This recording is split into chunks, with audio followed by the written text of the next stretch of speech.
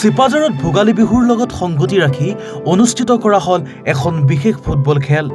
পূব বৈৰাগীপাৰা আৰু পশ্চিম মহলীয়াপাৰাৰ সৌজন্যত ২৯ সংখ্যক বৃদ্ধ লোকৰ ফুটবল প্ৰতিযোগিতা অনুষ্ঠিত হয় চিপাঝাৰত।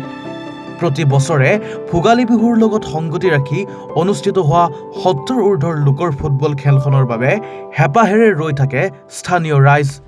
ধাৰাভাষ্যকাৰে আৰু অধিক আকৰ্ষণীয় কৰি তোলে ফুটবল খেলখন। তীব্ৰ উত্তেজনাপূৰ্ণ এই খেলখন চাবলৈ উপস্থিত হাজাৰৰো অধিক লোক।